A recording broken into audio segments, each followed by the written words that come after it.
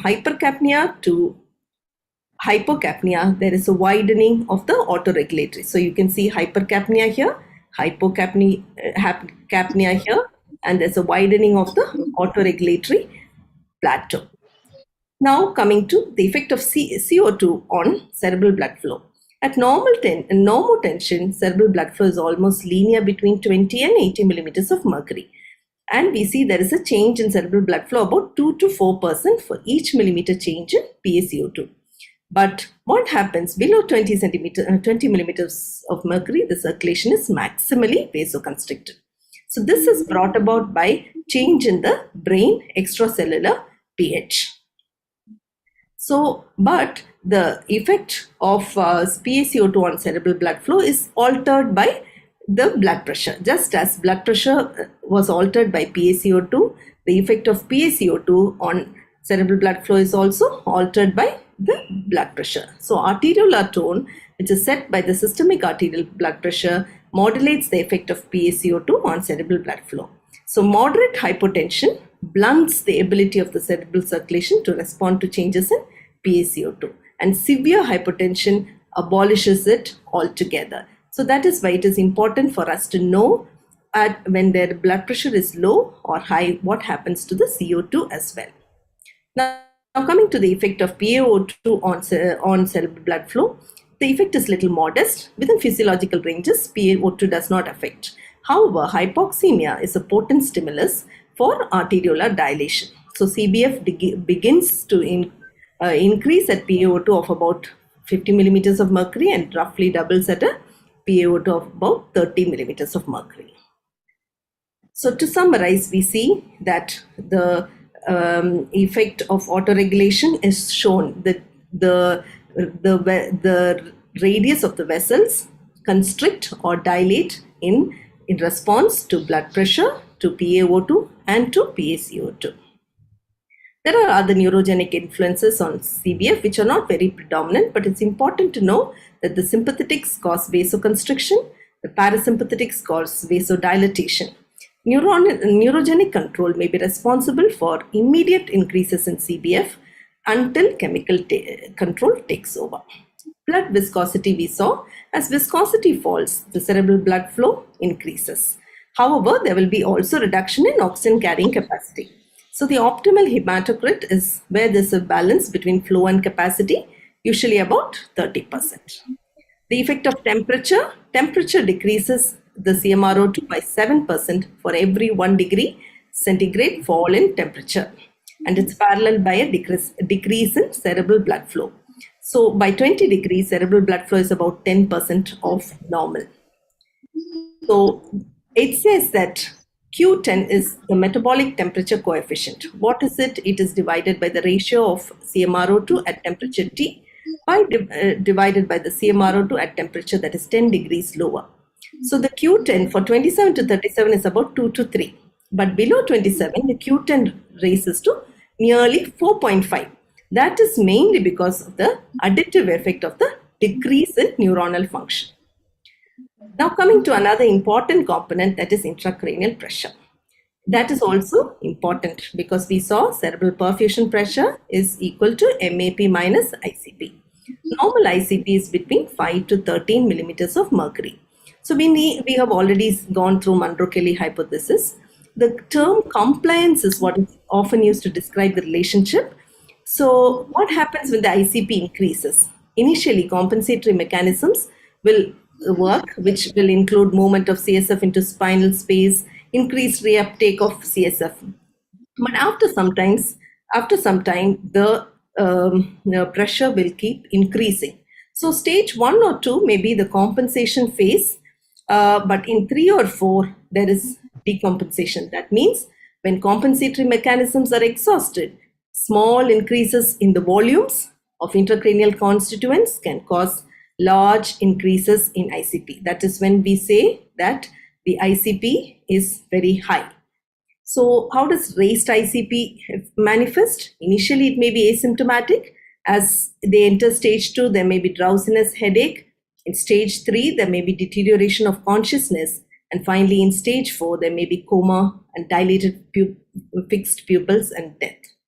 So it is important. What is the consequence of raised ICP? The consequence is when ICP increases, CPP decreases. And the increase in pressure in one of the components pushes the surrounding brain to the other components below the dural folds and can cause herniation of brain. So two things. One is it decreases the cerebral perfusion pressure and it causes herniation of the brain. So it is important for us to know that when the ICP is raised, that we don't drop down the mean arterial pressure, because CPP is equal to MAP minus ICP. So the take-home points from my discussion is the brain is a unique organ. It has got a rigid cranium. It has got a high metabolic rate with no storage facility. The cerebral perfusion pressure is equal to mean arterial pressure minus ICP.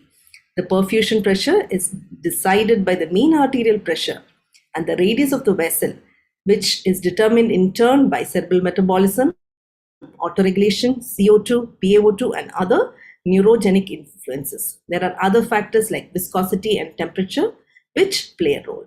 In pathologic situations, when the ICP increases, it becomes a major determinant of cerebral perfusion pressure, and it can reduce the cerebral perfusion pressure and can cause herniation. So with this overview, I'd like to hand over to the next speaker who will continue the session on anesthetic management of traumatic brain injury. Thank you. Thank you, madam. That was such a clear and concise, and it was made to look very simple and easy. Thank you a lot, madam, for that beautiful session. So we anybody has any doubts, can you please type in the chat box for the discussions? We shall be addressed towards the end of the session.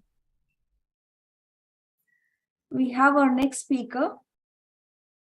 So, yes.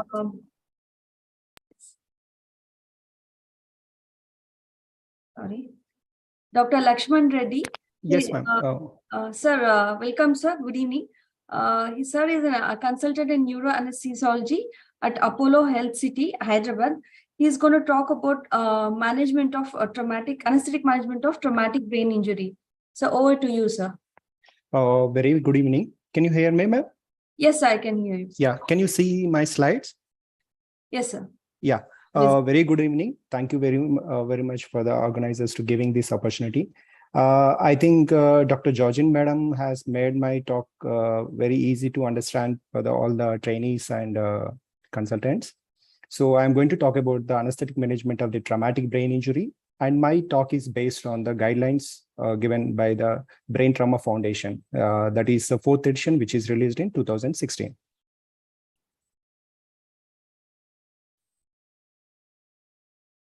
So what is a traumatic brain injury? The CDC has defined a traumatic brain injury as any bump, blow, or jolt to the head or body and penetrating injury to the head. And it is classified based on the clinical signs and symptoms into mild, moderate, and severe. So we are celebrating Brain Injury Awareness Month. So there is a large population is affected by the traumatic brain injury. So let's have a discussion-based approach to the medicine. So it is a heterogeneous disease. So you may not see it just traumatic brain injury, just injury to the brain. So I just want to summarize what I've seen this week or this month. So a 50-year-old male with acute SDH and post-PTCA on antiplatelets, a depressed fracture, pelvic fracture, anemia, acute SDH, CKD on Eliquis and hemodialysis, multiple contusions, Jehovah's Witness, 2-year-old slip from mother's hand, 8-year-old fall from antiplatelets, and patients who are transferring with the intubated. So this is a heterogeneity of the pathology. You will have patients from the age group of pediatric populations to the geriatric population. When the traumas are more common in the younger population and falls are more common in the older age group. And presentation and clinical signs are vary from the age, type of accident, and primary what are the kind injury. And you may not have only traumatic brain injury. You may have a chest injury with a pneumohemothorax or cardiac problems like Takotsubo cardiomyopathy, stunned myocardium. And in traumatic brain injury, there are variations. You may have extradural hemorrhage, subdural hemorrhage, or contusion, or a diffuse axonal injury. And there is the presentation to you is different in different institutes. And patient may have multiple medications, maybe hypertensive, diabetic, or antiplatelets. So, and the treatment modality also changes from the center to center, from the primary health center to the tertiary center. So, according to the Center TBI, which is conducting a large research on traumatic brain injury, they say that it's one size fits all approach does not work in traumatic brain injury. There is a great variation in the mortality. If there is a 10% mortality of a traumatic brain injury in the high centers, there is a 40% mortality. Sorry. So there is a... Hello? Yeah, sorry, can everybody mute yourself, please? Yeah, Center TB has came with large data that says that if there is a chance of 10% survival chances in the higher centers, where there is a 40% chance in the higher centers. So there is a large variation in the mortality and treatment changes. So the evidence translation, that is whatever the guidelines given by the traumatic brain injury does not applicable, does not go into the practice, that like it's a slow and imperfect and inconsistent. And there is a disconnection between the acute care and post-acute care. You may treat, as anesthesiologist, you may treat the patient in operation theater very well, but once the patient goes to the ICU or once a patient discharged, the care may change and the mortality increases. So there are two kinds of injury. One is the primary and the other is the secondary. The primary injury is what the patient experience outside. That is the mechanical impact itself. That itself causes a raised ICP, as explained by the Georgian Mayo. It gives any volume, that is, if there is a hematoma, that's an extra thing. So it causes a Montefiore hypothesis. There is increase in ICP. Once the ICP increases, CPP will fall. There is a blood-brain barrier dysfunction that causes various kinds of cerebral edema, and homeostasis will be disturbed. So not only primary injury causes cerebral damage, that also causes acute kidney injury, respiratory failure, and cardiac injury. So you're not going to treat only brain, you are going to treat multi-organ systems. So secondary injury is mainly caused after the primary injury. That is, because of the primary injury, there are some changes will happen. That itself causes, again, secondary injury to the brain. One is the hypoxia, another hypotension. These are the main causes of the damage. The other causes are described as anemia because of blood loss, or hyperglycemia because of stress response, or seizures that itself cause increased CMRO2. As a cascade, we have described a vasodilatory cascade and vasoconstriction cascade is described. One is a vasodilatory cascade, which is detrimental to the patient, and vasoconstrictive cascade, what we have to achieve. So where we achieve by increasing the vasoconstriction mechanisms, thereby decreasing the ICP and increasing the CPP. So as explained, it causes one is a hypoperfusion toxicity that you can measure by various modalities like EEG, PbO2, and SGVO2, and a mechanical herniation. When it happens, you have to do an imaging pupillorometry continuously, and surgical lesions like decompressive. So whatever that lesions causes herniation, various kinds of herniation, that itself causes a Cushing response like bradycardia, hypertension, and apnea in the patients. So what, as anesthetists, what are our goals? One is maintaining the hemodynamic stability. Next is maintaining the CPP, maintaining the autoregulation, carbon dioxide reactivity, and we have to optimize the surgical conditions. So our anesthetic goal and anesthetic assessment include the first and foremost is the airway. So 8% of the patients with a head injury will have a cervical spine injury. So unless proved otherwise, unless ruled out, you should not move the patient neck. That is the first thing. Next is the breathing, ventilation, and oxygen. Most of the patients will be in the disoriented or low levels of status, so there are more chance of aspiration. So immediate oxygenation is important. Next, circulatory status, which is because of stress response or blood loss and associated injuries. Neurological assessment is done by the Glasgow Coma Scale and pupils. You have to know the pre-existing illnesses, and other factors are time of injury, duration of unconsciousness, also very important. In ER, you can go ahead with fast and focus using the ultrasound. Thereby, you can assess pneumohemothorax and other blunt abdomen injuries. So there are two scales are there for the assessment. One is a Glasgow Coma Scale, which has response, eye response, motor response, and verbal response. There is another scale which for the intubated patients, where eye response, motor response, and brainstem reflexes and respiration. These are used to classify the patients, whether it's a mild, moderate, or severe, and what kind of response we can go ahead. Though investigations, what we required in emergency is a NCCT, the Canadian guidelines, which these are for the academic purposes for the trainees. So Canadian guidelines, CT, that is describe the what we have to how to proceed, who require the CT scan. Usually, it is usually done in all head injured patient. So focus that you can do in the ER to assess what are the other system injuries. So blood test you required CBC, electrolytes, blood group and cross match for the surgery, ABG. If it is in a higher center, you can assess for the TBI related coagulopathy by thromboelastogram. So according to after doing the CT, you will classify the patients based on the Marshall grading or Rotterdam grading. So what are our anesthesia priorities? One is we'll monitoring the patients. Second is the pre-oxygenation. So you have to be ready with all the difficult airway equipment. Either it may be video laryngoscope or bougie or stellate, or if available fiber optic, and you should have a wide bore venous access for all the patients. Our primary goal is securing the airway. Next, so then we'll have an induction agent choice and muscle relaxation that we'll discuss next. So always induce the patient with the manual inline stabilization. Next is the, every patient you should avoid the nasotracheal intubation. So what are the monitors we are going to use? We are going to use the standard ASA monitors. We can go ahead with the arterial line based on the severity of the patient injury. Police catheter, end-tidal carbon dioxide monitoring, that is very essential to assess how much hyperventilation we have to do. Central venous catheter, it depending on the center, whether you have to go for the jugular line or subclavian, it depending upon the experience and neck mobility and ultrasound availability. And ICP monitoring if the EVD is in place, and you can drain some CSF to reduce the intracranial pressure. SJVO2 and PVO2 are recommended by the guidelines when you are using hyperventilation for the acute reduction. So our goals as an intubation is maintaining the CPP, reducing the ICP, reducing the C spine movement. Your intubation should not cause the cervical spine fracture, and securing the airway.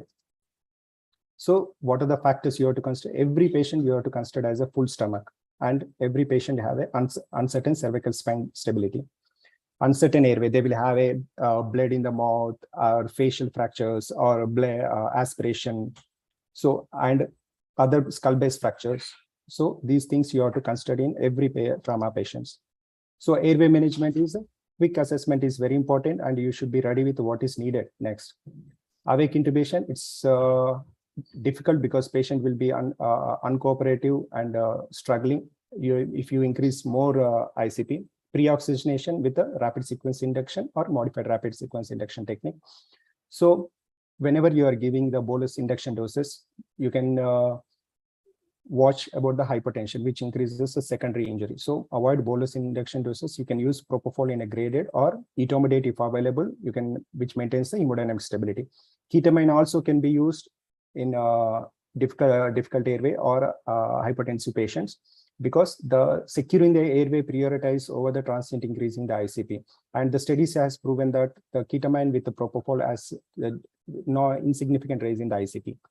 And coming to the most debatable topic is the succinylcholine with the non-depolarizing. If available, rocuronium can be used with the 2 to ED95 doses. And if not, succinylcholine can be used. It causes only transient, but your priority is securing the airway. That you should remember first. So always manual inline stabilization should be done, which says that you should avoid an opposite force in the direct, again, opposite the laryngoscopy force, so that the movement of the cervical spine is reduced. And if it is failed, you should have a video laryngoscope or a difficult airway cut, or you should always avoid or not even think about nostril intubation in these patients. If you have an experience, you have to go with the fiber optic intubation. And it is done, but not in the literature. In emergency, when you are not able to intubate, the cases have been done with the LMA also. So next comes the maintenance of anesthesia. So there is always a debate between using the TIVA versus inhalation anesthetics. Both are in the TBI guidelines. Both, it is not proven one is better over the other. But theoretically, TIVA is better, which reduces cerebral blood flow, cerebral meltwater rate, and ICP. So, and if you are using the inhalation agents, you should reduce the dosage less than 1 mAc, and it's better to avoid the nitrous oxide.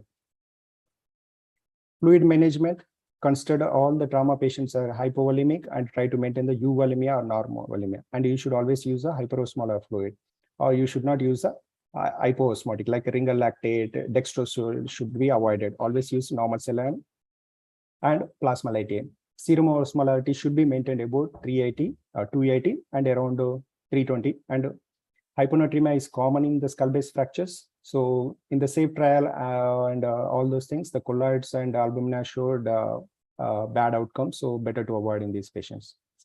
So there are various methods or various theories are there which blood pressure targets and CPP targets. One is a Lund concept in the Switzerland, another is the Edinburgh concept, one is the Birmingham. So in this is a volume targeted concept, which is a Lund. Their concept is increase the oncotic pressure, decreases cerebral edema. Their target in CBP is 50 mmHg, whereas Edinburgh concept says that maintain the CPP high so that causes vasoconstriction in an autoregulator, because they consider that only the damaged brain have dysregulated, other brain has an autoregulator. And a new concept is the Birmingham, where they will first reduce the ICP.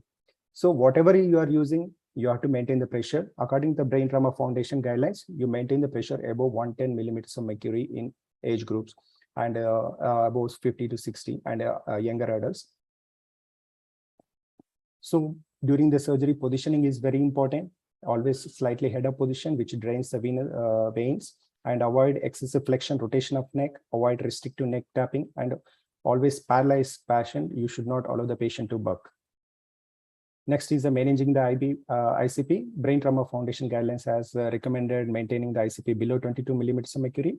So you can use the strategies like hyperventilation, which has a very limited role in acute setting. You should not use for a prolonged period. Next is hyperosmolar, which uses mannitol and does 3% saline. CSF drainage if you have EVD, head elevation, and ventilation. Hyperventilate for only brief period when the dura is about to open or when the patient is herniating, or at the time only you can use hyperventilation. You should not use for the prolonged period of time. Hyperosmolar therapy, both are advised. Anything available can be used. BTF never showed one over the other, so both are useful. So mannitol and hypertonic in equiosmolar concentration causes enough relaxation. So whenever you have a tight brain, you have to use consider one of the flow chart, like all the relevant pressures are controlled, like jugular venous pressure, airway pressure, PaO2, PaCO2, and RT pressure. Metabolic rate, because as Madam explained, pain, seizures, and fever, temperature increase the metabolism and increase the ICP. Other one is the vasodilator should be avoided, and if anything is there, unrecognized mass lesions like hematoma, air, or they should be evacuated. Blood transfusion, consider most of the patients are anemic. What is shown in the report may not be same because there may be hemoconcentrated. Role of tranexamic acid, well established, used tranexamic acid. Always think in the direction of TBI coagulopathy when the bleeding is high. And there is different strategies like a liberal versus restrictive transfusion. Acceptable is up to 7 grams. If the patient is having comorbidities or anything, you can go up to 10 grams, not more than 10 grams. Glycemic control, hypoglycemia and hyperglycemia are both detrimental. Always maintain the blood sugar between 110 to 180. Next is the temperature. Fever worsens the outcome. Use antipyretics and safe cooling methods. Hypothermia is not recommended by the BTF, as not proven in the acute setting in the OR. Corticosteroids are strictly contraindicated in the traumatic brain injury. Seizure prophylaxis, there is always a debate between the levetiracetam and phenytoin. Both can be used, but you should be thorough about the advantages and disadvantages. In an emergency setting, levetiracetam is better because it's less complications and its serum concentration monitoring is not required. You can give fast and it doesn't cause any cardiac, whereas phenytoin causes arrhythmias, hypotension, and your serum monitoring is essential. So both can be used. So as a take-home message, when you are dealing with a TBI, first think about the airway. Is the cervical spine stability is established or not? Is the patient is full stomach? Or you should always consider as a full stomach and use RSI. Avoid hypoxia and hypotension during the induction and intubation. Next, during the induction and intubation, avoid bolus doses, use RSI. Use the technique that you are experienced, that you are comfortable, because you have to safely and secure fast. Next is coming to the maintenance. If you are using TIVA, it is well and good. If it is inhalational, go less MAC, like less than 1 MAC. When it is a tight brain, check all the pressures like venous drainage is adequate, any neck or tube is adequate, or transfusions. Keep ready with all the transfusions and continuously monitor the blood loss. Monitoring, coming to the monitoring, basic monitoring like with the ASA standard is enough in a primary setting. If it is you are in a tertiary setting, you can go ahead with advanced like PbO2, SjVO2 and all. So always think that traumatic brain injury is a heterogeneous. You should always keep in mind comorbidities, polytrauma, other injuries may cause poor outcome, because a patient with a pneumothorax with the TBI, if you don't treat the pneumothorax, patient will have a detrimental effect on the TBI. And medications like antiplatelets. Nowadays, most people are in the antiplatelets, so have a watch on them. Next, transfusions.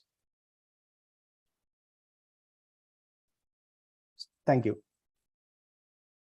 Thank you, sir. That was such an informative session where everything was covered in a nutshell. And there are certain queries. Yes, ma'am. One has asked about glucose, effect of glucose containing fluid and neurological outcome. Yeah, glucose is causes a local lactic acidosis or anaerobic metabolism. So whenever the already brain is stressed, that acidosis, localized acidosis in the brain causes more trauma, as madam described. So that oxygen delivery to the tissues depend upon the acid-base thing. So the patient, the more you are causing more damage. So in all strokes, all AH and AA strokes, the patient with hyperglycemia has shown poor outcome. So you should always bring down the sugars below 200, but never go ahead with a tight control unless you have in a tertiary center where you can monitor within every 1 hour. Yes, sir. So, yes. Thank you, sir. So there are a few more questions which shall be taken later, sir. Yes, ma'am. Thank you, sir, again. Thank you. We shall move on to the, once we know, we have understood about the management of the patient, anesthetic management in OT, let's move about how to monitor and take care of this patient in the ICU. So we have Dr. Matangi Krishna Kumar. She is an assistant professor in the Neuro ICU in the Department of Anesthesia at St. John's Medical College, Bengaluru. She has done her MD anesthesiology from AFMC Pune and her neurocritical care on DM and neuroanesthesiology from NIMANS. She has up to 20 publications to her credit, and she has presented in over 11 conferences. So her interests are neuromonitoring, traumatic brain injury, mechanical ventilation, neurocritical care, and research methodology. Over to you, Dr. Matangi. Thank you. Good evening, ma'am. Are you able to see my slides? Yes, we are able to see your slide and you're audible as well. Okay, fine. So a very good evening to all of you, and I would like to thank VAA for giving me this opportunity. So we move on to the ICU management of traumatic brain injury. So the scope of the topic is pathophysiology has already been covered, but I would re-emphasize few points relevant to ICU: the classification, treatment goals, management, summary, and we will have a take-home message. So let's take a case, a 35-year-old female in the neurointensive care unit post a motor crash accident. The vitals show a heart rate of 116, BP of 88/54. She's maintaining oxygenation, GCS of E3, V3, M5, pupils bilateral equal reacting to life. On imaging, there is a traumatic right temporal ICH and a traumatic subarachnoid hemorrhage. So for the trainees, the question can be a case scenario can be given like this, and the question can be discuss the intensive care management. So to proceed with this question, it is imperative to understand few concepts. So as for the pathophysiology of brain injury, what in ICU we will be concentrating on is the secondary brain injury, because secondary brain injury is ongoing and it can go on up to weeks. So it's important to treat these patients because that is what will determine the neurological deficit and the neurological outcome in these patients. So the brain injury can either be focal or diffuse, or there can be a combination of both. So it's important to identify whether the patient has a focal or a diffuse brain injury.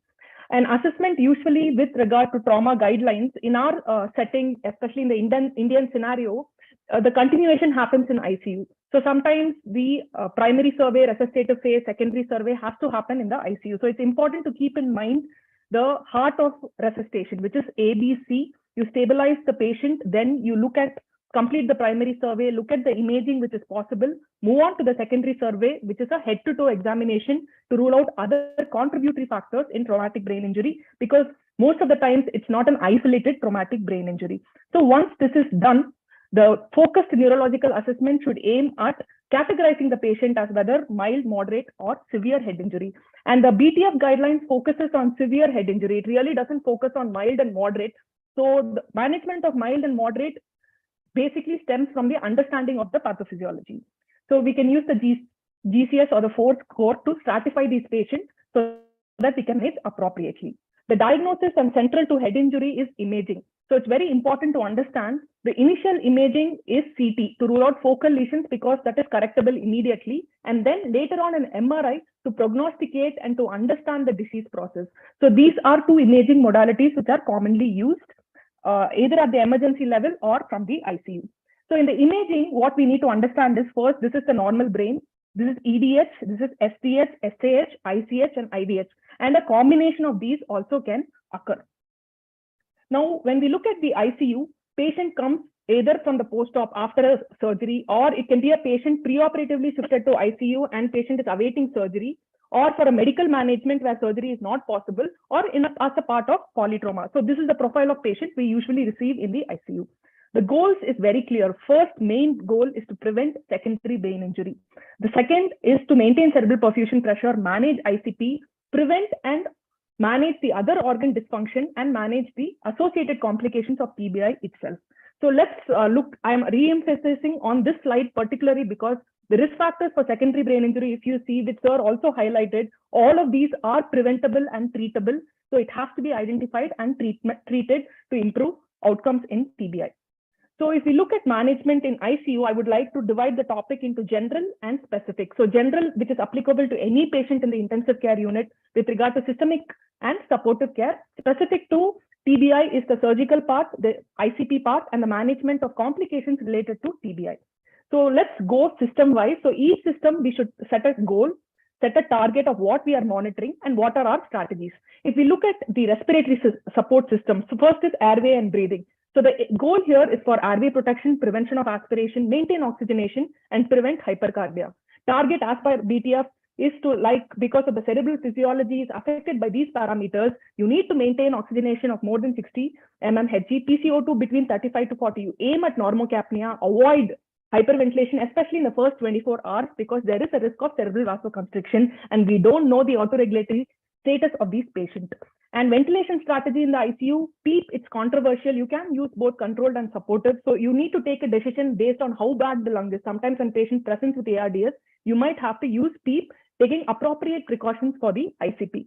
And tracheostomy can be considered early if the patient, if you foresee a poor neurological recovery, or if there is a weaning failure and other causes, tracheostomy can be considered early in these patients. If you look at the circulatory support, we look at maintain CPP. So CPP, the target is 60 to 70, SPP more than 100, depending upon the age group, it's 100 or 110. And with regard to fluid management, we avoid hypotonic fluids because that is detrimental to the brain. You can use vasopressor and inotrope to maintain this blood pressure, and we should avoid hypotension. Monitoring is important to look out for ECG changes and the component of neurogenic pulmonary edema. And the important component central to it is sedation and analgesia. Here your goal is patient comfort, to reduce pain, to reduce CMR. Basically sedation, anesthetic drugs can also be used for the control of ICP. So it's important to understand the effect of each drug which we commonly use on CBF and ICP. And seizure prophylaxis is recommended only to prevent early seizures. Phenytoin is the drug of choice. Levetiracetam can also be used depending upon the center preference. The other important goal is you should understand that it's a high metabolic state. You need to initiate feeding early. As early as 24 hours, 50% of the resting requirement has to be initiated. Protein 1 to 1.5 gram per kg per day. Enteral route is preferred. And you need to look for complications of hypokalemia. So you need to adjust the diet accordingly. These patients have poor motility. Gastric motility will be poor. So prokinetic can be added in these cases. And you need to look at the fiber content in the diet also.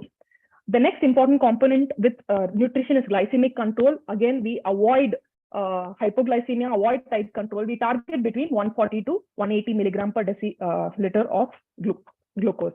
So as I said, TBI is a high stress state. there is a lot of risk for developing gastric ulcers. So either a H2 blocker or a PPI can be used as a stress ulcer prophylaxis. And TBI can have both bleeding and clotting at the same time. So this is something which needs to be recognized.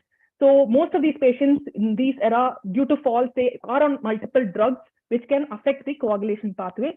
So you need to, when we are preparing the patient for surgery, when we have time, so you need to focus on getting an INR less than 1.4 and having a reasonable platelet of more than 75,000. These patients are in the ICU. Since they are immobile, there is a risk of DVT or any thromboembolic events. So mechanical thrombolysis is advocated in all patients, and pharmacological on a case-based scenario, there is no clear guidelines. Enoxaparin or heparin can be initiated once the hematoma is stable. DVT screening is advocated in high-risk patients. The goal here is always to maintain normothermia. See, fever is detrimental to the brain because it increases the metabolism. Hypothermia, there is no evidence to support prophylactic hypothermia, but the guideline favors avoidance of fever and maintaining normothermia. Other factors to consider is hyperventilation if it's an emergency and it's like a stopgap. So it is not advocated for a prolonged period of time. And barbiturate anesthetic drugs can be used to reduce ICP, and steroids is an absolute contraindication and it is not recommended in TBI. So the other important component is, so now we looked at all the management and supportive therapy. It's important to set targets. So especially in severe traumatic brain injury, CPP should be maintained between 60 and 70 and ICP should be less than 22. So auto-regulation is what determines the patient. So now we are moving into the era of precision medicine. So it's important to understand what is the CPP threshold. These are guidelines. So, but our patients, with the use of neuromonitoring, especially multimodal neuromonitoring, it will help us determine what is the BP target for our patients. So a simple mnemonic to remember the various modalities of monitoring is I-HOME. I stands for ICP. ICP monitoring can be invasive, non-invasive. H stands for hemodynamics, like transcranial Doppler and your pressure monitors. O for oxygenation, jugular venous oximetry, NIRS, brain tissue oximetry. This will help us understand whether the problem is at oxygenation or perfusion. Then the metabolism with microdialysis and electrical activity of the brain using EEG and evoke potential. So multimodal modal monitoring is important to understand where the patient goes so that we are able to set better targets for management. We can use ultrasonography because ICP monitor is not available in our center. So an ONST can be used. If it is done, the trend of it can be seen. Transcranial Doppler to assess for cerebral blood flow. EFAS, your echocardiography, ultrasound as for supportive management to look for complications. So the heart of TBI is management of ICP. Since most of the centers don't have an ICP monitoring, it's important to look for clinical signs. So the clinical signs of ICP or brain herniation are dilated non-reactive pupils. Any change in GCS of more than 2, you need to be cautious whether the patient is going towards herniation. So by BTF guidelines, there are few indications for ICP monitoring, especially in severe brain injury. So these are the indications for utilizing a invasive ICP monitoring. So how do we manage the ICP? We divide it into tier therapy. Tier 0 is what we do at general. You admit the patient into ICU, you optimize sedation, mechanical ventilation, you elevate the head end of a traumatic brain injury patient should always be elevated at 30 degrees, optimize analgesia, optimize drainage, so there should not be any tight ties around the neck, and you monitor for complications. This is tier 0. So if with this also the ICP is not controlled, you move on to tier 1, where we aim at maintaining CPP. Again, we increase the sedation analgesia and try to play around with the autoregulatory curve. So you manage the PaCO2. Then you go in for osmotherapy, CSF drainage, and anticonvulsant if there is an ongoing seizure. So what hyperosmolar therapy can you use? Both 3% or mannitol can be used, taking into consideration the advantage and disadvantage. 3% is suitable when there is patient is in hypovolemia or if there is an ongoing blood loss, as it does not cause volume depletion. For CSF drainage, EVD is a bedside procedure which can be done where a catheter is placed into the ventricle and the CSF is drained to reduce ICP. So here is a picture where you can see the catheter in the ventricle, and then you can also use it as a monitor for ICP. So it serves two purposes in this condition. If the ICP is not controlled with that, you move on to the tier 2 therapy, which is mild hypercapnia, where you target PCO2 between 25 to 30, neuromuscular blockade, and hemodynamic challenge to guide individual treatment goals. That is, you increase or decrease the BP threshold, because here CPP depends on MAP. So you can augment the blood pressure to see if it reduces this one. The aim is to create a cerebral vasoconstriction. And you should always take care. These patients should not buck. So analgesia is very, very important. The tier 3, if everything fails, all you have left is barbiturate coma and decompressive craniectomy, which has to be a large decompressive craniectomy. That is a last resort to reduce the ICP. Prophylactic hypothermia is not advocated. Mainly, it is to maintain normothermia. So the surgical management, like I said, it's very useful in focal lesions, and these are the cutoffs for a EDH, SDH, and ICH, for which definitely a surgical management should be considered at the earliest to reduce ICP.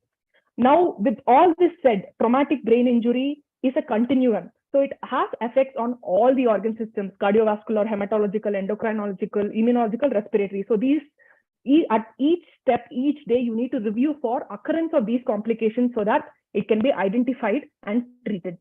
So the fluid and electrolyte disturbances are very common, especially when you're using osmotherapy and when you're giving fluid challenges. So AKI is very, very common in this set of patients, and hyponatremia is absolutely detrimental in these conditions. So hyponatremia can present in these patients, and 2 common causes of hyponatremia in this set of patients is SIADH and CSW. So cerebral salt wasting, it's very important to differentiate both because the treatment is exactly opposite to each other.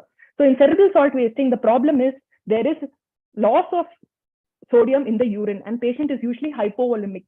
So the treatment here is fluids. So you treat with 3% saline or mineralocorticoids.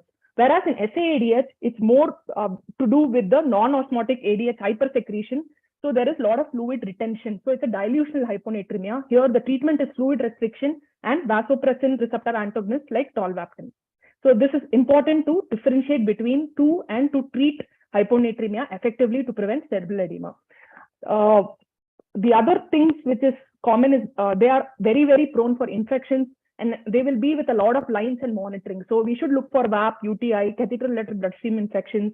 You need to follow hand hygiene and treat appropriately. Apart from that, in TBI, meningitis is common, especially in patients with penetrating head injuries or when you have a EVD in place. So most common organism is Streptococcus.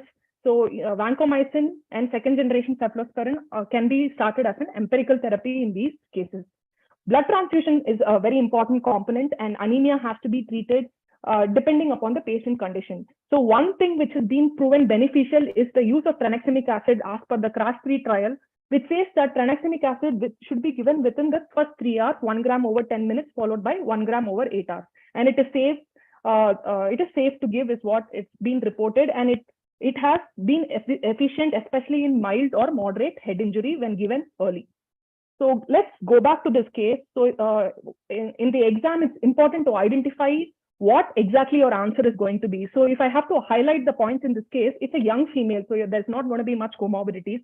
There is hypotension, so there is features of hypovolemia or shock, and the GCS goes towards a moderate TBI. And the imaging shows a diffuse changes, so it goes towards medical management. So before you write an answer, it's important to identify which line of management you are going to write, which will simplify the answer. So ICU management, you can divide it into these headings when you're writing the answer as introduction, classification, the resuscitation, which follows the ABCDE, and management is predominantly based on the BTF guidelines. And the specific monitoring is to the brain is multimodal monitoring, ICP tire management, anti-seizure prophylaxis, lookout for complication, and surgical evacuation. And for the general management of these patients, you can remember this mnemonic fast hug bid ICU checklist, which is feeding, analgesia, sedation, thromboprophylaxis, head end, which is useful in all patients of ICU. So this will help you complete the answer. So this is the BTF guidelines giving all the recommendations and summaries. But if I have to make it very concise and simple, you just have to remember these 8 points. First is lung. So look at airway protection, what is the goals? Look at the heart, what is the CPP, SPB target? Look at the brain, the ICP target, seizure prophylaxis, and neuromonitoring. Look at the gut, which is enteral feeding, glycemic control. Then the drugs which you use in TBI, analgesia, sedation, anesthetic drugs, and your osmolar therapy. Infection control, DVT prophylaxis, and what you definitely don't use is steroids and hypothermia. So if we do all this, I think brain will exit from the ICU with a very happy state of mind. Thank you. Thank you, Dr. Matangi. That was an extensive session, and yes, the final summary for the students, exam going students will be definitely helpful in writing their answers. So we shall take the questions at the end of the session. So yes, next we have Dr. Ravitej Bhatt. Dr. Ravitej Bhatt is currently an assistant professor at neuroanesthesiology in KMC Manipal. So he has done his DM neuroanesthesia from NIMANS and his ICPNT fellowship from National Institute of Neurology and Neurosurgery from London. He has worked previously at Global Hospitals Chennai and Father Mulla Medical College, Bangalore, and NHN London. Over to you, Dr. Ravitej Bhatt. Good evening, everyone.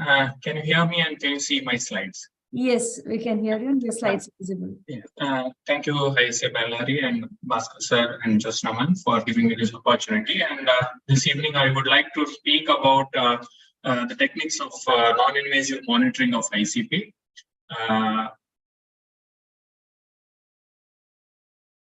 Okay. And I think the speakers before me, from Georgine ma'am to Lakshman sir and Matangi, have spoken to you in some way and in detail about the pathophysiology. So I'll just be speaking about ICP, the invasive methods, and why we need non-invasive methods to measure the ICP. So as the Monroe-Kelly doctrine has been repeatedly brought up in all the previous three talks, Alexander Monroe was the first to describe the ICP, and he stated 3 or 4 principles where he said the brain is encased in a rigid structure, is incompressible, and the volume of the blood therefore must be constant. So he only talked about the blood and the parenchyma. George Kelly did a couple of studies on Monroe's hypothesis, and he found them to be true, and therefore the Monroe-Kelly doctrine was explained by George Burroughs. He added the missing CSF into it, and then finally the neurosurgeon Harvey Cushing said that an increase in one component will cause a decrease in one or both of the other components. And as they have already mentioned, normal ICP, though it varies with age and body posture, is normally 5 to 15 millimeters of mercury in adults, 3 to 7 in children, and 1.5 to 6 in infants. And you've seen this curve again. If you notice that as the ICP increases, the compensation in the change in volume in the other in the constituents of the skull will no longer happen. So and also autoregulation and cerebral perfusion pressure have been mentioned. So as the ICP increases, the cerebral perfusion pressure comes down, the autoregulation is most likely lost in the various CNS diseases, and this vicious cycle. So the moment there is a decreased cerebral perfusion pressure, it worsens the cerebral edema and the ICP further increases, and finally brain herniation occurs. So ICP monitoring most commonly has been explained with respect to traumatic brain injury, and therefore you have seen the indications that Matangi has mentioned, where an abnormal CT and a normal CT have with a GCS between 3 to 8, and several of the clinical and the hemodynamic features also are indicators for ICP monitoring. Now, other than traumatic brain injury, there is a role for the other conditions, but as with the traumatic brain injury, there are no specific guidelines for the various other CNS diseases, but still it would be patient-specific, disease-specific, and therefore it does have a role in them. Also, where to put in the where to monitor the ICP. So the ICP can be monitored at various parts of the central nervous system, but there are certain conditions like communicating, or whether it's a non-communicating hydrocephalus. For example, in a normal pressure hydrocephalus, your ICP monitoring might come normal. The spinal and the cranial have their differences. Within the brain, the compartments have their differences, and it's still not been proved whether one needs to do a bilateral ICP in these CNS diseases. The gold standard of monitoring ICP are the invasive measures, with the most common being the intraventricular, intraparenchymal, and the lumbar, with the epidural, subdural, and subarachnoid also being used. So you have the various monitoring systems, from the catheter, ventricular catheter, to the parenchymal microsensors. The ventricular monitoring of the ICP usually involves putting an external ventricular drainage catheter and then connecting it to a strain gauge and then monitoring the ICP. So reading is based on resistance to the CSF drainage. The advantage is that you can drain the CSF, that is the third compartment of the brain, and also you can use intrathecal antibiotics if indicated. And it can be recalibrated at any time, just like your arterial, invasive arterial line that you put. But the issues and the reason probably why we are trying to find out if there are any non-invasive measures of ICPs, because the infection and the hemorrhage, you can see the percentage, it varies from hospitals to countries and so on. Also, malfunction of the external ventricular drainage is common, incorrect position, the setup of the system might be incorrect, and there might be insufficient drainage of the CSF. To overcome this, probably they introduced the microtransducers, which are based on three basic principles: the fiber optic, the strain gauge, and the pneumatic sensors, with various companies developing devices to monitor them accordingly. The problem with this is that as opposed to the ventricular system, there is no recalibration possible except for maybe for the Spiegelberg system, and there is something called the zero drift. So this zero drift is as you continue monitoring the ICP with the microtransducers, electrostatic discharges can cause both rapid shifts as well as gradual drift. So this is an false increase in ICP when probably the ICP were normal. How to differentiate? Probably an increasing mean wave amplitude when there is an actual increase in ICP as compared to the drift. So these are some of the monitors that are used, some of the pressure probes. Now coming to, so you have seen problems with the gold standard. In addition to it, probably putting in a microtransducer or a EVD requires a neurosurgeon to be present. It requires a ICU that has capacity to monitor and maintain these, prevent infection, and so on and so forth. So therefore, in setups where this is not available, or where they want to avoid these complications, probably the concept of trying to find a measure that is non-invasive for the ICP. So these are the various things I would like to talk about in brief.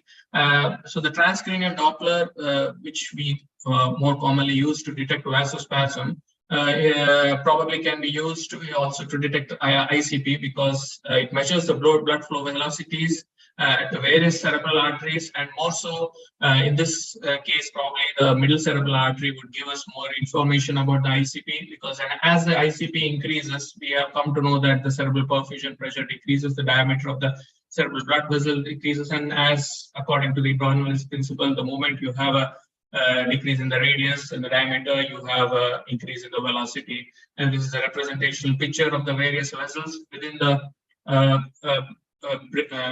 TCD window.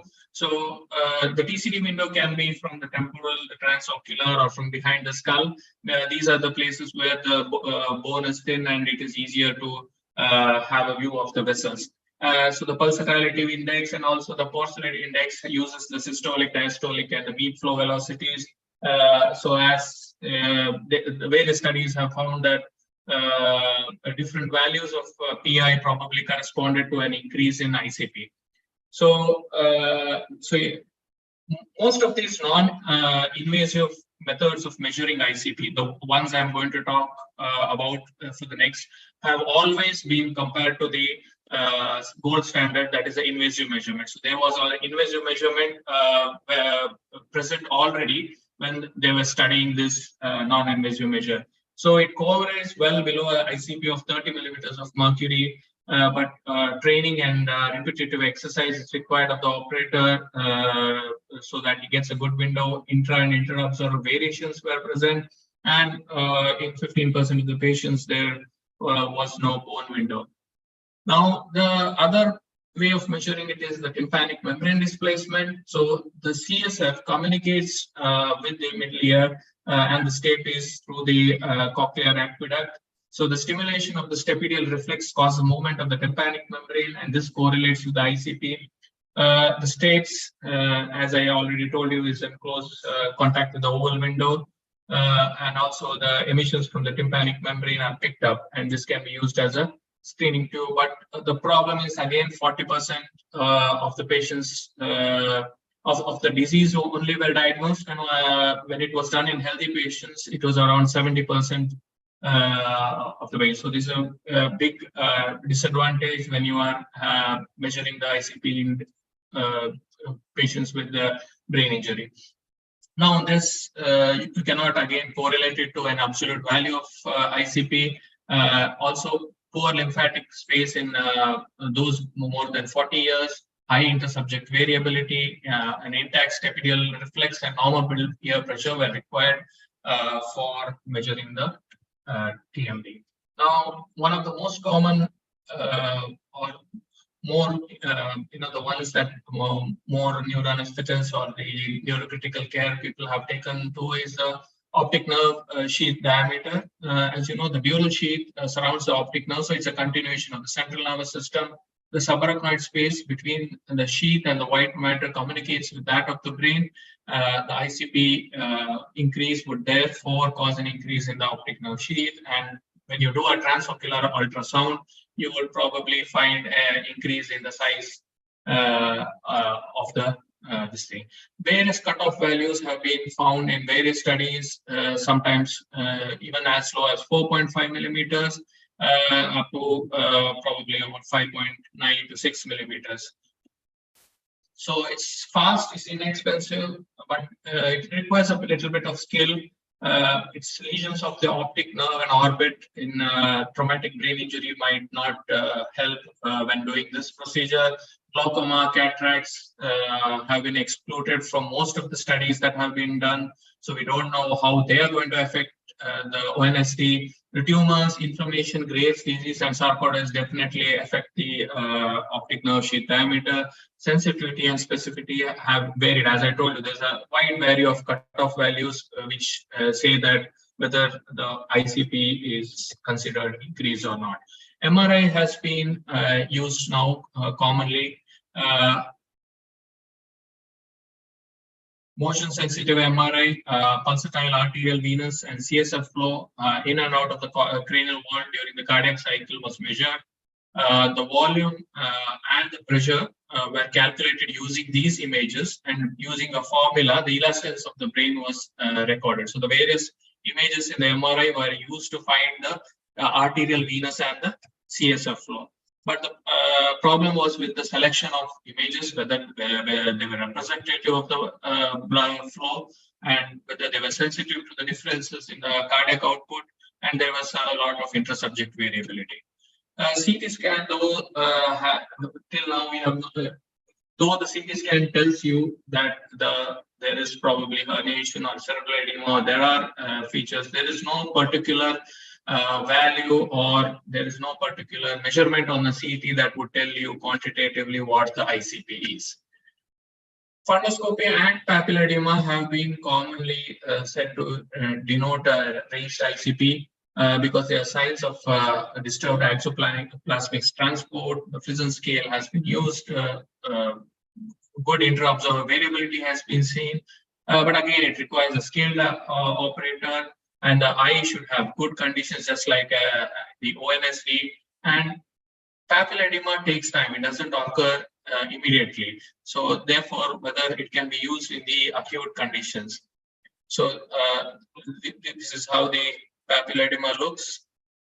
Skull elasticity has been used. So skull is not completely rigid, it's small. So there might be an expansion of the skull in response to the increase in the size of the contents of the skull. So any increase in ICP. So there are various devices that were devised which can pick up the change in the diameter of the skull. But again, there were only 1 or 2 studies and no one followed up. Again, venous ophthalmo dynamometry.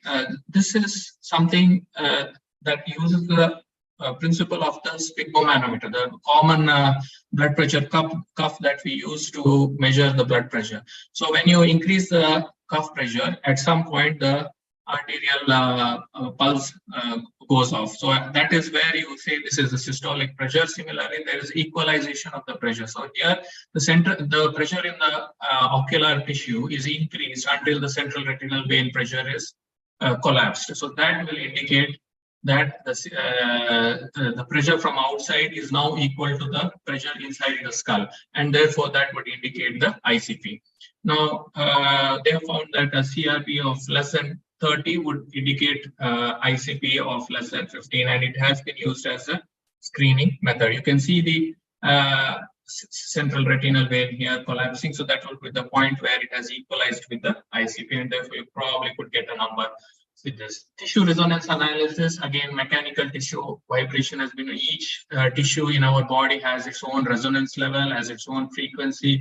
A lot of physics has been used, and therefore using the resonance level, you could get an ecopulsogram, but there's just a single study that uses. So the more the ICP increases, probably the resonance changes, the frequency changes, the pace of the signal changes, and therefore it has been used. Tonometry, which is usually used to measure the pressure of the intraocular pressure, has been used, but again, poor specificity and sensitivity. Acousto-elasticity of the ultrasound, so transducers were placed on both sides of the skull, and as the sound waves, ultrasound waves moved from one place to another, there was conversion of electrical to mechanical and back to electrical energy, and the values were used according to an algorithm, and an ICP was recorded. EEG has been used in the recent times to see if it can predict ICP, and some studies have found that the changes in EEG, the signals, the various components of EEG preceded the rise in ICP. And again, computer algorithms were developed to correlate the power index to the ICP, but again, further studies are required. Pupillometer metry is one of the common things that had been used in the recent past. There have been companies that have developed pupillometers. So these were used to measure the size, shape, and constriction velocity of the pupil. Normal pupil reactivity had an would indicate probably an ICP of 19 point. This is a particular study which then used abnormal pupillary reactivity, and non-reactive pupils would indicate the highest ICP peaks. But again, other studies did not find the same values, and therefore they couldn't make a distinction. Even the size of the pupil, for example, an oval pupil was considered to indicate a raised ICP, and when the ICP came down to normal, it came back to its normal size. There's a normal pupillometer that was used.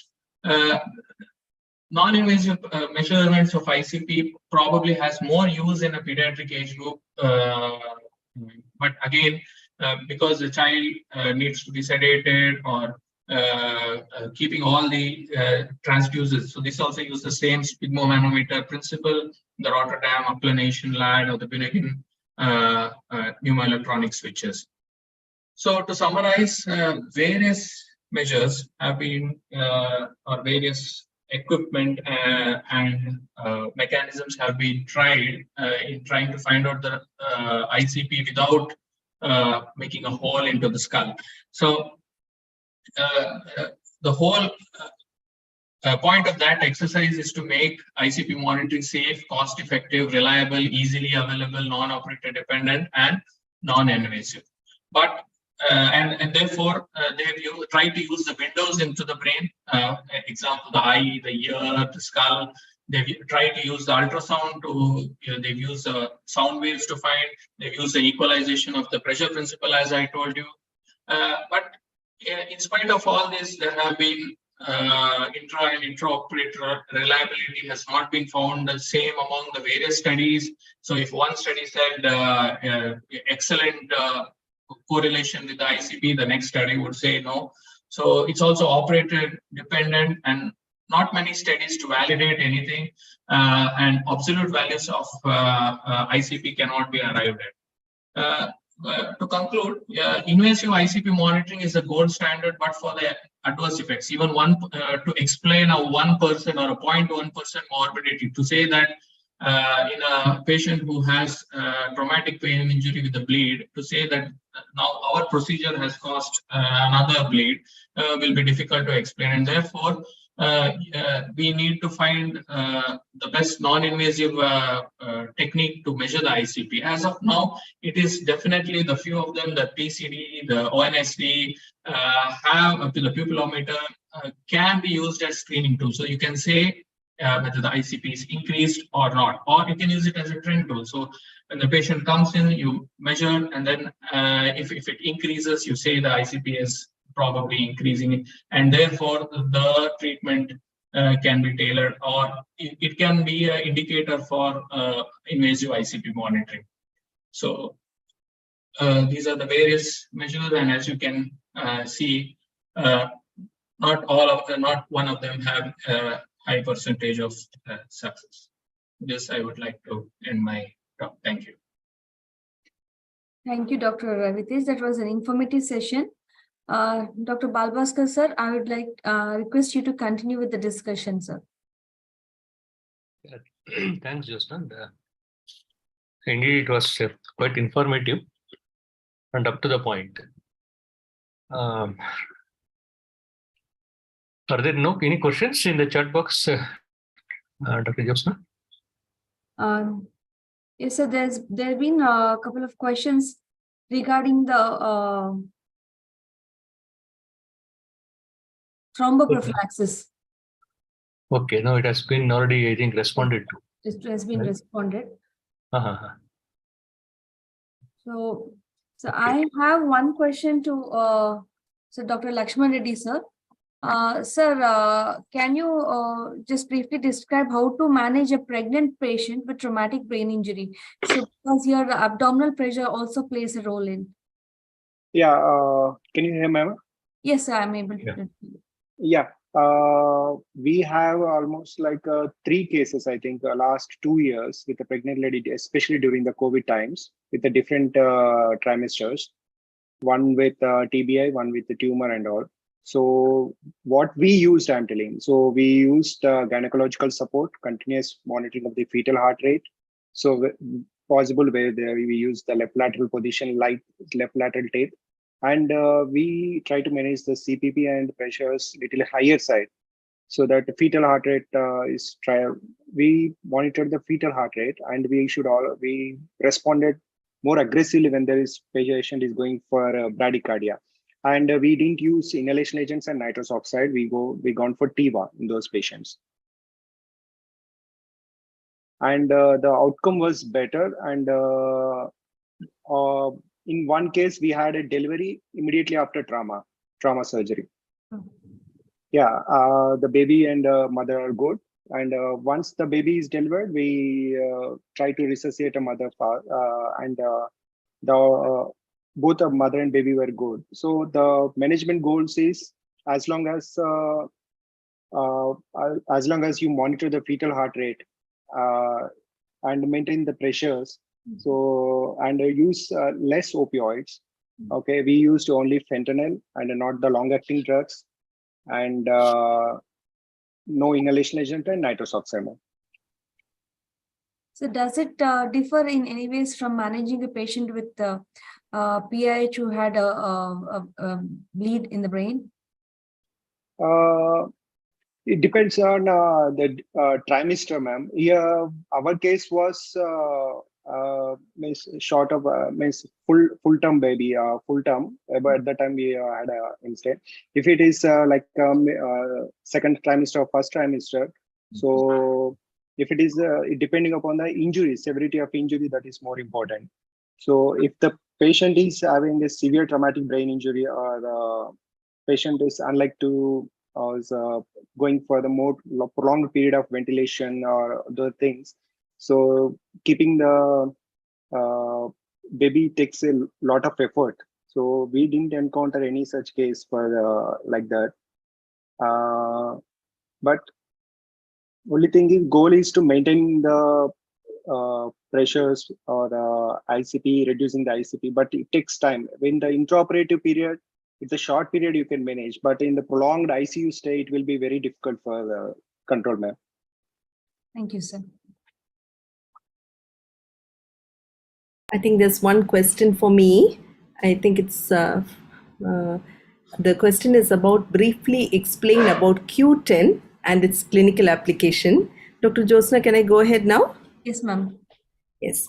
So, yeah, I think possibly I rushed through the slide for want of time. So Q10 is actually the ratio of the CMRO2 at two different temperatures, which are about 10 degrees apart. So what happens is the when it is between 37 to 27, the Q10 is about 2 to 3. The ratio is 2. Why is it? Because only the decrease that in cerebral metabolism that happens with decrease in temperature because of the slowing of the enzymes and things like that happens. But when you look at the Q10 between 27 to 17, this ratio jumps up to 4 to 5. So why is that important? Because at that point, the neuronal function. So the neuronal function ceases when your temperature is below 27. So the additive effect of the decrease in neuronal function. And we saw initially that because neuronal function is one which requires a lot of substrate demand. So we see that when neuronal function comes down, your cerebral metabolism, that the Q10, cerebral metabolism comes down, metabolic rate comes down quite significantly. So that is the difference between the Q10 between 27 to 37 and 27 to 17. So why is this clinically important? It is clinically important because when we go to lower levels, like when we go on bypass, we may not go on deep hypothermic low flow bypass, moderate cooling below 27, coming down to up to 20 degrees, brings down cerebral metabolism quite significantly. So that is the important and the clinical application. So is based on this, they tried a lot of hypothermia trials, but to date, nothing has been really proven to say that hypothermia reduces ICP or reduces or improves outcomes. So we can't really say that what has been studied physiologically has been is applicable in a full measure, even with moderate hypothermia, but it definitely has a role for deep hypothermic low flow bypass and things like that. I hope I'm clear, and you have any other doubts? I can see it as Dr. Rajani. Any doubts?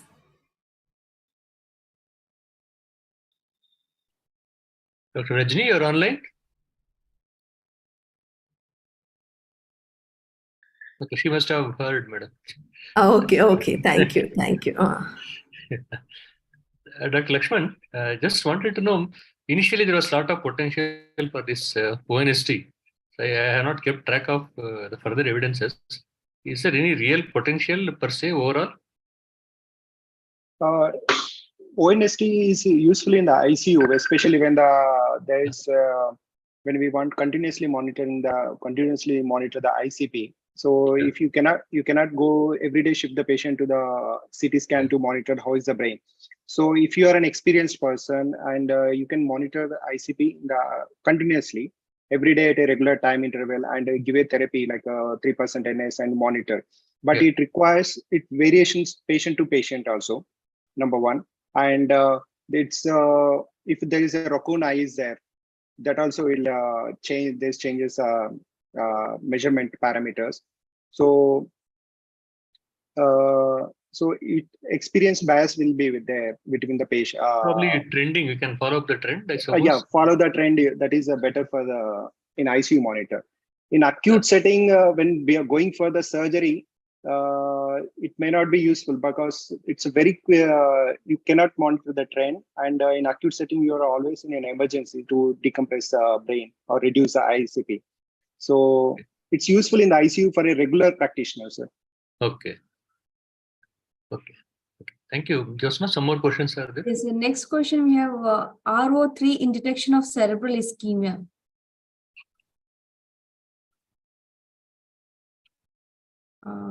This question is addressed to Dr. Ravitej, I suppose. yes. Dr. Ravitej? I'm sorry, I have no much idea about RO3. If Okay. Yeah, other panelists, I mean, other faculty, if it is okay, you can contribute. Dr. Mahajan, you are online. Can you just convey what you wanted to know?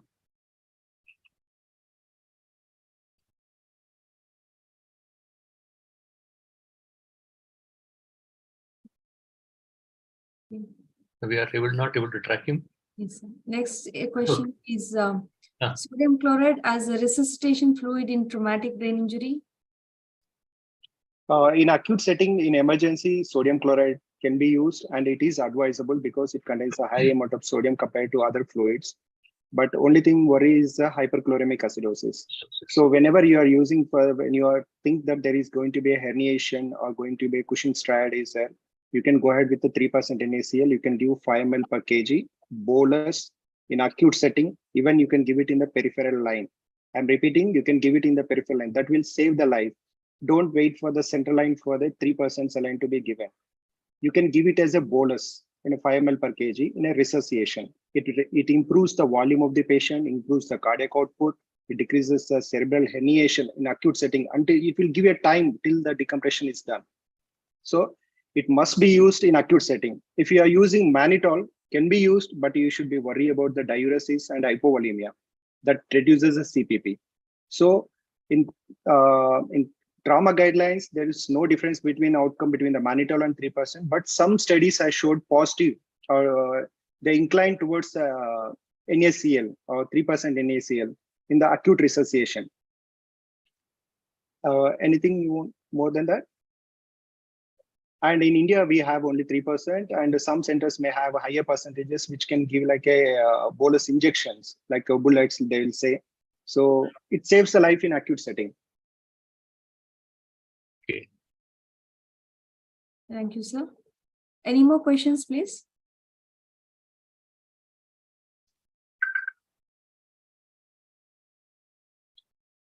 I can only add on that RO3 is a novel molecular diagnostic methodology which is being now used basically to see extracellular calcium alterations which can happen during cerebral ischemia, and it is you can detect it rapidly, so it gives a very early insight into what is happening at the cellular level. I have not used it, but this is the basic fundamental understanding of RO3 in the detection of cerebral ischemia. Okay. Thank you, madam. Yes, Jyotsna? So no more questions. No more questions. Yes, sir. You can thank our Yeah, speaker. Dr. Lakshman Reddy. Yes. I have one question to Dr. Lakshman Reddy. Sir, please, sir. It was nice, informative presentation from all the 4 speakers. My question is, I had mentioned in the anesthetic management, it is better to avoid nasotracheal intubation. Yes, sir. The benefit of all the postgraduates, everybody. Can you elaborate on that? Yeah, in a traumatic brain injury, we should assume that there's all patients with a traumatic brain injury will have a skull base fractures. Okay, when you are trying to do a nasal tracheal intubation, you may cause injury to the base of the skull. Sometimes there are case reports or closed claim studies where you pass the Riles tube or ET tube into the brain. That is proved and it's documented in the closed claim studies. And it takes time. Nasotracheal intubation is not easy. So you have to achieve very quick and fast airway protection. So that is orotracheal will be better. So you may cause bleeding through doing the nasotracheal intubation. Further, it will impinge the intubation and takes time. In acute setting, your time is brain. Yes. Sir.